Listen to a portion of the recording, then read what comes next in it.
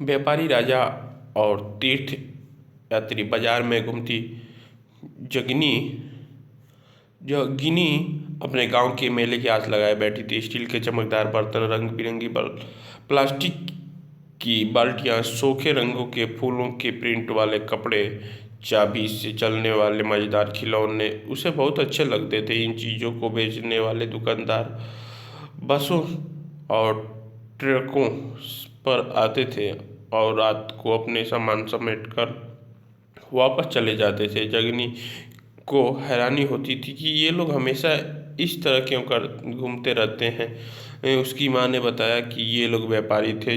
वे चीज़ों को उन जगहों से खरीदते थे जहाँ ये बनाए जाते थे और फिर उन्हें मेले में बेचते थे। व्यापार और व्यापारियों के बारे में जानकारी अध्याय 8 में तुमने उत्तर के काले पॉलिश वाले बर्तनों के बारे में पढ़ा। ये खूबसूरत बर्तन खास तौर से इनकी कटोरियाँ तथा थालियाँ इसी उपमहाद्वीप के अनेक पुरास्थलों से मिले हैं। सवाल उठता है कि इन जगहों पर ये बर्तन कैसे पहुँचे होंगे। ऐसा अनुमान लगाया जाता है कि जहाँ ये बनते थे वहाँ से व्यापारी इन्हें ले जाकर अलग अलग जगहों पर बेचते थे। दक्षिण भारत सोना, मसाले, खास तौर पर काली मिर्च तथा कीमती पत्थरों के लिए प्रसिद्ध था। काली मिर्च की रोमन साम्राज्य में इतनी मांग थी कि इसे काले सोने के नाम से बुलाते थे। व्यापारी इन सामानों को समुद्री जहाज़ों और सड़कों के रास्ते रोम पहुंचाते थे। दक्षिण भारत में ऐसे अनेक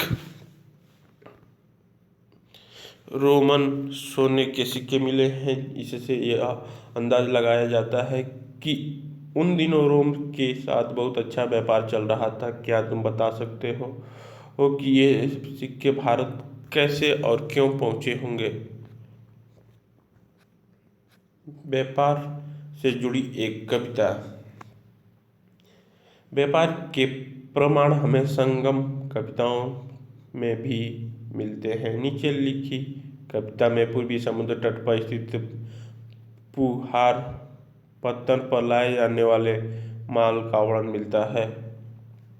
समुद्री जहाज़ों पर लाए गए तेज तर्रार घोड़े गाड़ियों पर काली मिर्च की गठरियाँ, हिमालय से मिले रत्न और सोना, दक्षिण की पहाड़ियों से चंदन की लकड़ियाँ, दक्षिण सागर के मोती और पूर्वी सागर के मूंगे, गंगा और कावेरी की फसलें, श्रीलंका से आए खाद्यान्न, म्यांमार के बने मिट्टी के बर्तन और दुर्लभ कीमती आयात।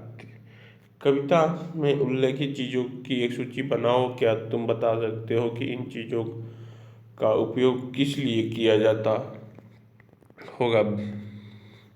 व्यापारियों ने कई समुद्री रास्ते खोजे निकाले। इनमें से कुछ समुद्र के किनारे चलते थे, कुछ अरब सागर और बंगाल की खाड़ी पार करते थे। नाविक मानसूनी हवाओं का फायदा उठाकर अपनी यात्रा जल्दी पूरी कर लेते थे। वे अफ्रीका या अरब की पूर्वी तट से इस उपमहाद्वीप के पश्चिमी तट पर पहुंचना चाहते थे तो दक्षिण पश्चिमी मानसून के साथ चलना पसंद करते थे।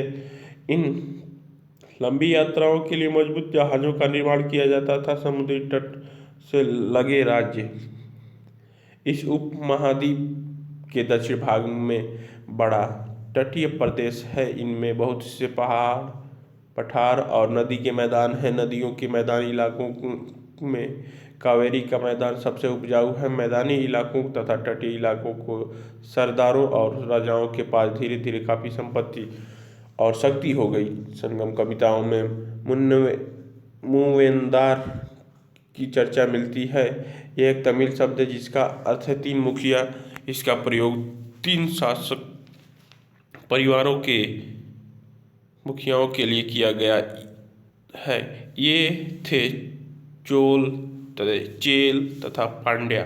मानचित्र 7 पृष्ठ संख्या 105 पर, जो करीब 2300 साल पहले दक्षिण भारत में काफ़ी शक्तिशाली माने जाते थे। इन तीनों मुखियाओं के अपने दो दो सत्ता केंद्र थे। इनमें से एक तटीय हिस्सा में और दूसरा अंदरूनी हिस्सा में था। इस तरह 6 केंद्रों में से 2 बहुत महत्वपूर्ण थे। एक चोलों का पतन पुहार या कावेरीपट्टनम, दूसरा पांड्यों की राजधानी मुंदर। ये मुखिया लोगों से नियमित कर के बजाय उपहारों की मांग करते थे। कभी कभी ये सैन्य अभियान पर भी निकल पड़ते थे और आसपास के इलाकों से शुल्क वसूल कर लेते थे। इनमें से कुछ धन वे अपने पास रख लेते थे, बाकी अपने समर्थकों, नाते रिश्तेदार, सिपाही तथा कवियों के बीच बांट देते थे। अनेक संगम कवियों ने उन मुखियाओं की प्रशंसा में कविताएं लिखी हैं जो उन्हें कीमती जवाहरात, सोने, घोड़े, हाथी, रथ या सुंदर कपड़े दिया करते थे। इसके लगभग 200 वर्ष बाद पश्चिमी भारत मानचित्र 7 पृष्ठ संख्या 105 में सातवाहन नामक राजवंश का प्रभाव बढ़ गया। सातवाहनों का सबसे प्रमुख राजा गौतमी पुत्र श्री सातकर्णी था। उसके बारे में हमें उसकी माँ गौतमी बलश्री द्वारा दान किए एक अभिलेख से पता चलता है, और वह और अन्य सभी सातवाहन शासक दक्षिण पथ के स्वामी कहे जाते थे। दक्षिण पथ के शाब्दिक अर्थ दक्षिण की ओर जाने वाला रास्ता होता है। ये पूरे दक्षिणी क्षेत्र के लिए भी यही नाम प्रचलित था। श्री सातकर्णी ने पूर्वी, पश्चिमी तथा दक्षिणी तटों पर अपनी सेनाएं भेजी। क्या तुम बता सकती हो कि श्री सातकर्णी तटों पर नियंत्रण क्यों करना चाहता था? रेशम मार्ग की कहानी कीमती, चमकीली रंग और चिकनी मुलायम बनावट की वजह से रेशमी कपड़े अधिकांश समाज में बहुमूल्य माने जाते हैं। रेशमी कपड़े तैयार करना एक जटिल प्रक्रिया है। रेशम के कीड़े से कच्चा रेशम निकालकर शुद्ध कताई होती और फिर उसे कपड़े बुना जाता। रेशम बनाने की तकनीक का आविष्कार सबसे पहले चीन के करीब 7000 साल पहले हुआ। इस तकनीक को उन्होंने हजारों साल तक काफी बाकी दुनिया से छुपाए रखा।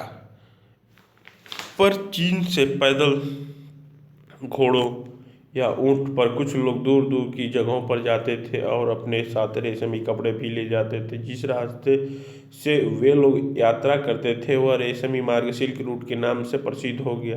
कभी कभी चीन के शासक ईरान और पश्चिमी एशिया के शासकों को उपहार के तौर पर रेशम कपड़े भेजते थे। यहाँ से रेशम के बारे में जानकारी और भी पश्चिमी की ओर फैल गई। करीब 2000 साल पहले रोम के शासकों और धनी लोगों के बीच रेशमी कपड़े पहनना एक फैशन बन गया। इसकी कीमत बहुत ही ज़्यादा होती थी, क्योंकि चीन से इसे लाने में दुर्गम पहाड़ी और रेगिस्तानी इलाकों से होकर जाना पड़ता था। यही नहीं, रास्ते के आसपास रहने वाले लोग व्यापारियों से यात्रा शुल्क भी मांगते हैं। मानचित्र 6 पृष्ठ संख्या 76-77 को देखो और इसमें सिल्क रूट तथा उसकी शाखाओं को दिखाया गया है। कुछ शासकों के बड़े बड़े हिस्सों पर अपना नियंत्रण करना चाहते थे, क्योंकि इस रास्ते पर यात्रा कर रहे व्यापारियों से उन्हें कर, शुल्क तथा तोहफा के जरिए लाभ मिलता था। इसके बदले ये शासक इन व्यापारियों को अपने राज्य से गुजरते वक्त लुटेरों के आक्रमण से सुरक्षा देते थे। सिल्क रूट पर नियंत्रण रखने वाले शासकों में सबसे प्रसिद्ध कुषाण थे। करीब 2000 साल पहले मध्य एशिया तथा पश्चिमोत्तर भारत पर इनका शासन था। पेशवर और मथुरा इनके दो मुख्य शक्तिशाली केंद्र थे। तक्षशिला भी इनके ही राज्य का हिस्सा था। इनके शासन काल में ही सिल्क रूट की एक शाखा मध्य एशिया से होकर सिंधु नदी के मुहाने के पत्तनों तक जाती थी। फिर यहाँ से जहाज द्वारा रेशम पश्चिम की ओर रोमन साम्राज्य तक पहुँचाता था। इस उपमहाद्वीप में सबसे पहले सोने के सिक्के जारी करने वाले शासक में कुषाण थे। सिल्क रूट पर यात्रा करने वाले व्यापारी इनका उपयोग किया करते थे। सिल्क रूट पर गाड़ियाँ का उपयोग क्यों कठिन होता था? चीन से रेशम के निर्यात होता था। मानचित्र 6 पृष्ठ संख्या 76-77 में इसे ढूंढो। समुद्र के रास्ते रेशम भेजने में क्या सुविधाएं और क्या समस्याएं आती होगी? बौद्ध धर्म के प्रसार। बौद्ध धर्म का प्रसार कुषाणों का सबसे प्रसिद्ध राजा कनिष्क था। उसने करीब 1900 साल पहले शासक किया। उसने एक बौद्ध परिषद का गठन किया जिसमें एकत्र होकर विद्वान महत्वपूर्ण विषयों पर विचार विमर्श करते थे। बौद्ध की जीवनी बुद्ध चरित्र की रचनाकार कवि अश्वघोष कनिष्क के दरबार में रहते थे। अश्वघोष तथा अन्य बौद्ध विद्वानों ने अब संस्कृत में लिखना शुरू कर दिया। यह सांची का स्तूप का एक मूर्ति चित्र है। यह इस वृक्ष और उसके नीचे के खाली आसन को देखो। मूर्तिकार ने यह बताने के लिए खुदाई करके एक मूर्ति बनाई कि बुद्ध के ज्ञान की प्राप्ति इसी वृक्ष के नीचे बैठे कर ध्यान करते हुए हुई। इस समय बौद्ध धर्म की एक नई धारा महायान का विकास हुआ। इसके दो मुख्य विशेषताएं थी। सब पहले मूर्तियों में बुद्ध की उपस्थिति सिर्फ कुछ संकेतों के माध्यम से दर्शाई जाती थी। मिसाल या के तौर पर उनकी निवारण प्राप्ति को पीपल के पेड़ की मूर्ति द्वारा दर्शाया जाता था, पर अब बुद्ध की प्रतिमाएं बनाई जाने लगी। इनमें से अधिकांश मथुरा में तो कुछ तक्षशिला में बनाई जाने लगी। दूसरा परिवर्तन बोधिसत्व में आस्था को लेकर आया। बोधिसत्व उन्हें कहते हैं जो ज्ञान प्राप्त के बाद एकांतवास करते हुए ध्यान साधना कर सकते हैं, लेकिन ऐसा करने के बजाय वे लोगों को शिक्षा देने और मदद करने के लिए सांसारिक परिवेश में ही रहना ठीक समझने लगे। धीरे धीरे बोधिसत्व की पूजा काफ़ी लोकप्रिय हो गई और पूरे मध्य एशिया, चीन और बाद में कोरिया तथा जापान तक भी फैल गई। बौद्ध धर्म का प्रसार पश्चिमी और दक्षिणी भारत में हुआ, जहाँ दर्जन गुफाएं खोदी गई। इनमें से कुछ गुफाएं राजा और रानियों के आदेश पर बनाई गई तो कुछ व्यापारियों तथा कृषकों द्वारा। इनमें से ज़्यादातर गुफाएं पश्चिमी घाट के दर्रों के पास बनाई गई थी। दक्कन के शहरों और तटों पर समृद्ध बंदरगाहों और इन्हें जोड़ने वाली सड़क भी इन्हीं दर्रों से होकर गुजरती थी। ऐसा लगता है कि यात्रा करने वाले व्यापारी इन गुफाओं वाले मठों में विश्राम के लिए रुकते थे। बौद्ध धर्म दक्षिण पूर्व की ओर श्रीलंका, म्यांमार, थाईलैंड तथा इंडोनेशिया सहित दक्षिण पूर्व एशिया के अन्य भागों में भी फैल। बाएं मथुरा में बनी युद्ध की एक प्रतिमा का चित्र, दाएं तक्षशिला में बनी युद्ध की प्रतिमा का एक चित्र। इन चित्रों को देखकर बताओ कि इनके बीच क्या क्या समानताएं हैं और क्या क्या भिन्नताएं। दो मूर्तियां हैं, एक में बैठे बुद्ध भगवान और एक में खड़े होकर। थेरवाद नामक बौद्ध धर्म का आरंभिक रूप इन क्षेत्रों में कहीं अधिक प्रचलित था। पृष्ठ संख्या 100 में को एक बार फिर पढ़ो। क्या तुम बता सकती हो कि बौद्ध धर्म इन इलाकों में कैसे फैला होगा? तीर्थयात्रियों की जिज्ञासा। व्यापारी काफिलों में तथा जहाजों पर दूर दूर जाया करते थे। बहुत से तीर्थयात्री भी उनके साथ यात्रा पर निकल पड़ते थे। कार्ले की गुफा महाराष्ट्र में, ये रही कार्ले की गुफा महाराष्ट्र में। तीर्थयात्री तीर्थयात्रा के लिए पवित्र स्थानों पर यात्रा किया करते थे। इस तरह भारत की यात्रा पर आया चीनी बौद्ध तीर्थयात्री फा सिएन काफ़ी प्रसिद्ध है। वह करीब 1600 साल पहले ह्वेन त्सांग 1400 साल पहले भारत आया। इसके करीब 50 साल बाद ई त्सिंग आया। वे सबसे बुद्ध अध्यात्म के जीवनी से जुड़ी जगहों और प्रसिद्ध मठों को देखने के लिए भारत आए थे। इनमें से प्रत्येक तीर्थयात्री ने अपनी यात्रा का वर्णन लिखा। इन्होंने अपनी यात्रा के दौरान आई मुश्किलों के बारे में भी लिखा। इन यात्राओं में कई वर्ष लग जाया करते थे। जिन देशों और मठों को उन्होंने देखा उनके बारे में उन्होंने लिखा और उन कविताओं के बारे में भी उन्होंने लिखा जिन्हें वे अपने साथ ले गए थे। फा सिएन चीन वापस कैसे लौटा? फा सिएन ने अपने घर चीन वापस लौटने के लिए अपनी यात्रा बंगाल से शुरू की। वह व्यापारियों के एक जहाज पर चढ़ा। मुश्किल से वे 2 दिन ही चल पाए थे कि एक समुद्री तूफान में फंस गया। व्यापारी अपने जहाज को डूबने से बचाने के लिए उसमें से अपने माल को फेंककर जहाज को हल्का करने की कोशिश करने लगे। फासियन ने भी अपनी सामान को तो फेंका दिया, पर अपनी उन पांडुलिपियों और बुद्ध की मूर्तियों के को नहीं फेंका जिन्हें उसने अपनी भारत यात्रा के दौरान संकलित की थी। अंततः 13 दिन बाद आंधी रुकी। उसने समुद्र का वर्णन इस प्रकार किया। समुद्र असीम है, सूर्य, चांद या तारे की गति को देखे बिना यह पता लगाना असंभव है कि पूर्व किधर है या पश्चिम किस दिशा में है। अगर बरसात या अंधेरा हो तो जहाज को हवा की रुख में ले जाने के अलावा और कोई चारा नहीं है। जावा पहुंचने में उसे 90 दिन से भी ज़्यादा लग गए। वहाँ वह 5 महीने के लिए रुका। इसके बाद दूसरी व्यापारी जहाज पर चढ़कर वह चीन पहुंचा। मानचित्र 6 पृष्ठ संख्या 77 पर फासियन द्वारा तय किए गए रास्ते को ढूंढो। बताओ कि फासियन अपनी पांडुलिपियों और मूर्तियों को क्यों नहीं फेंकना चाहता था। वैन त्सांग भी भूमार्ग से उत्तर पश्चिम और मध्य एशिया होकर चीन वापस लौटा। उसने सोने, चांदी और चंदन की लकड़ियों की बनी बुद्ध की मूर्तियां तथा 600 से भी ज़्यादा पांडुलिपियां एकत्र की थी।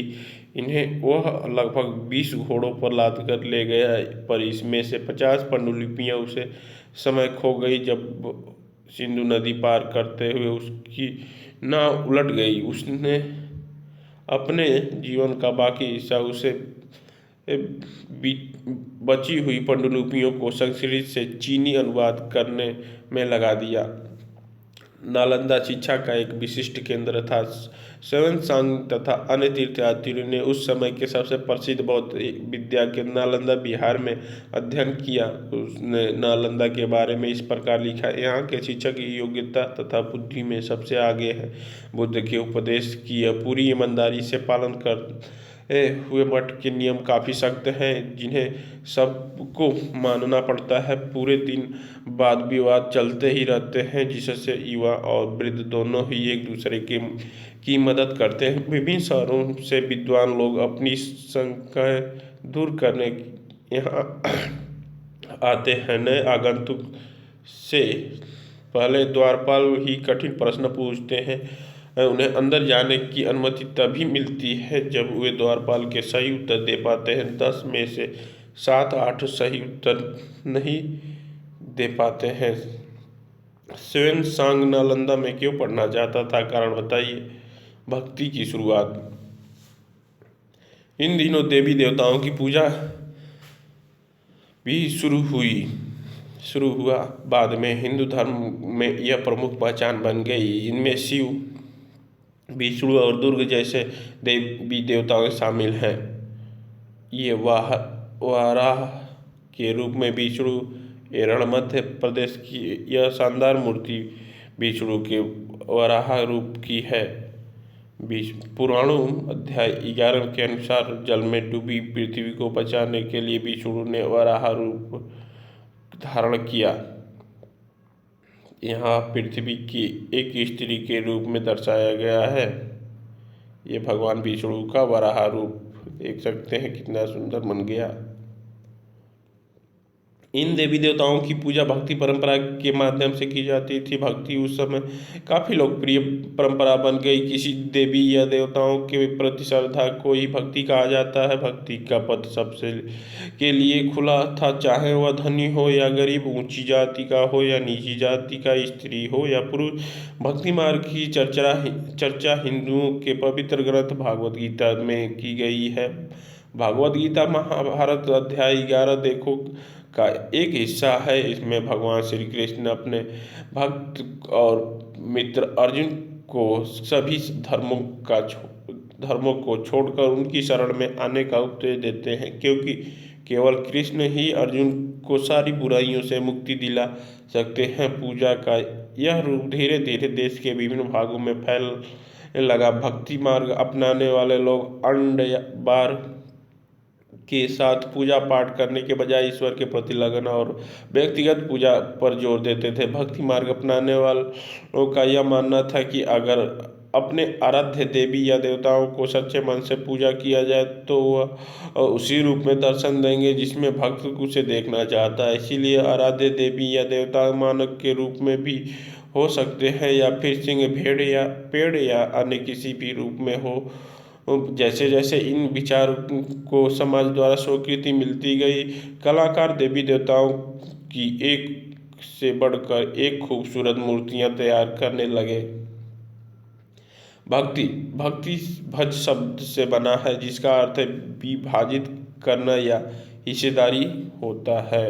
इसका अर्थ यह है कि भक्ति भगवान और भक्त के बीच पारस्परिक एक अंतरंग संबंध है। भक्ति भागवत या भगवान के प्रति झुकाव है। भागवत का एक अर्थ यह भी है जो अपने ऐश्वर्य तथा सुख को भक्तों के साथ बांटता है, यानी भक्त या भागवत अपने देवी देवताओं के भाग का हिस्सेदार होता है। एक भक्त द्वारा लिखी गई एक कविता।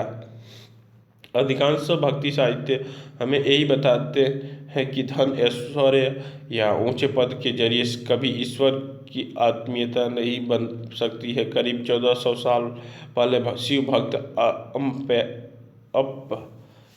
अपपयार द्वारा तमिल में लिखी गई एक कविता का यह एक अंश है। अपार एक वल्लाल अध्याय 8 था।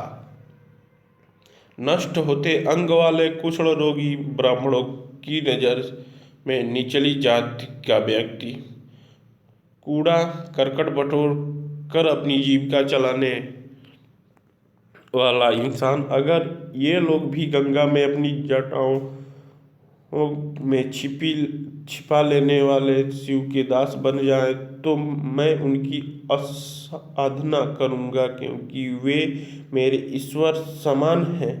कभी सामाजिक प्रतिष्ठा और भक्ति में किसको ज़्यादा महत्व देता है? देवी देवताओं का विशेष सम्मान होता था, इसीलिए विशेष जगहों पर ही इनकी मूर्तियों को रखा जाता था। इन स्थानों को ही मंदिर कहते हैं। अध्याय 11 में तुम इन मंदिरों के बारे में पढ़ोगे। भक्ति परंपरा में चित्रकला, शिल्पकला और स्थापत्य कला के मध्यस्थ से अभिव्यक्तियों की प्रेरणा दी गई। हिंदू शब्द इंडिया शब्द की तरह ही हिंदू या इंडस से निकला है। यह शब्द अरबों और तथा ईरानियों द्वारा इन लोगों के लिए उपयोग किया जाता था जो सिंधु नदी के पूर्व में रहते थे। यही शब्द उनके धार्मिक विश्वास तथा संस्कृति परंपराओं के लिए भी प्रयुक्त होता था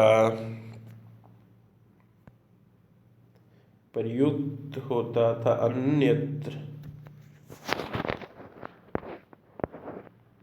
करीब 2000 साल पहले पश्चिमी एशियाई में ईसाई धर्म का उदय हुआ।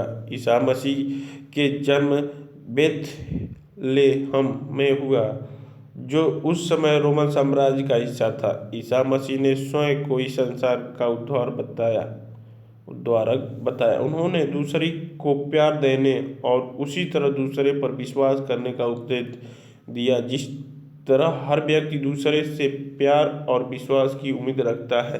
बाइबल में ईसा मसीह के उपदेश की बातें लिखी हैं। यहाँ इसका एक अंश दिया गया है। धन्य हैं वे लोग जो धर्म और न्याय के लिए भूखे प्यासे रहते हैं, उनकी कामनाएं पूरी होगी। जो दयालु हैं वह धन्य हैं, क्योंकि उन्हें दया मिलेगी। धन्य हैं जो दिल से पवित्र हैं, क्योंकि वे ईश्वर के दर्शन कर सकेंगे। धन्य हैं वे जो शांति स्थापित करते हैं, वही ईश्वर की संतान कहलाएंगे। ईसा मसीह के उपदेश साधारणतः लोगों को बहुत पसंद आया और धीरे धीरे यह पश्चिमी एशिया, अफ्रीका तथा यूरोप में फैल गई। ईसा मसीह की मृत्यु के 100 साल के अंदर ही वे भारतीय उपमहाद्वीप के पश्चिमी तट पर पहले ईसाई धर्म प्रचारक पश्चिमी एशिया से आए। मानचित्र 6 पृष्ठ संख्या 76 से 77 देखो और पता लगाओ कि किस रास्ते से ईसाई धर्म प्रचारक भारत आए होंगे। केरल में ईसाई को सीरियाई ईसाई कहा जाता है, क्योंकि संभवतः ये पश्चिम एशिया से आए थे। वे विश्व के सबसे पुराने ईसाइयों में से एक हैं। उपयोगी शब्द कल्पना करने के लिए तुम्हारे पास कोई पांडुलिपि है जिसे एक चीनी यात्री अपने साथ ले जाना चाहता है? उसके साथ अपनी बातचीत का वर्णन करो। व्यापारी मूवेंदार रास्ते या मार्ग, रेशम कुषाण, महायान, बोधिसत्व, थेरवाद, तीर्थ यात्री, भक्ति और महत्वपूर्ण तिथियां। रेशम बनाने की कला का खोज लगभग 7,000 साल पहले चीन, चेर तथा पांड्य लगभग 2300 साल पहले, रोमन साम्राज्य में रेशम की बढ़ती मांग लगभग 2000 साल पहले, कुषाण शासक कनिष्क लगभग 1900 साल पहले, फासियन का भारत आगमन लगभग 1600 वर्ष पहले, त्सांग की भारत यात्रा, अम्पार की शिव स्तुति की रचना लगभग 1400 साल पहले 1400 साल पहले हुई।